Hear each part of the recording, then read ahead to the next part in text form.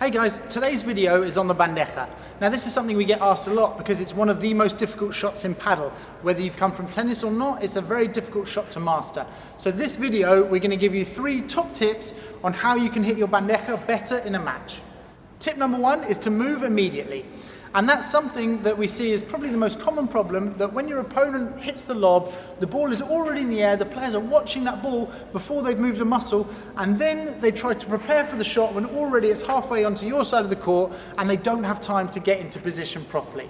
Regardless of what type of overhead you hit, you will have to turn into this side-on position. So as soon as you see your opponents go for a lob, come underneath the ball and that ball go off the racket, you can turn immediately into this position and then you start judging how deep their lob is going to be. Tip number 2 is to contact in front. And you can only do this if you follow tip number 1 and you've moved back fast enough. So you need to move back, and when you're back into position, you contact just in front of your body. That way you can contact with a little bit of slice or flat and to guide the ball into the right part of the court. If you're contacting behind you, you have less control on that ball and more than likely the ball's going to go up and then be easy for your opponent to hit. And tip number 3 is to move back fast in position. And you can only do that if you've done tip number 2. So if you've contacted the ball in front, it's much easier to move forward back into your position rather than if you've contacted behind where you end up falling back off that ball.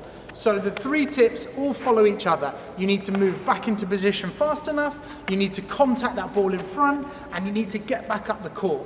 There's no point hitting a good bandeja and then standing back here and watching it, because your opponents will then take advantage of that, and then you've lost the advantage in the court and you probably won't get that net position back.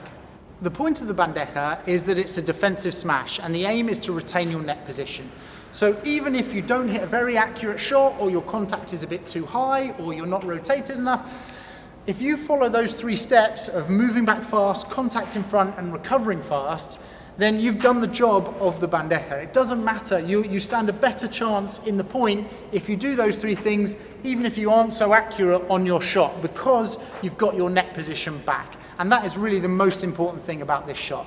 Now the overheads are so complicated that I will do a full course on all of the overheads, but for now, these 3 tips are going to help you hit a better bandeja.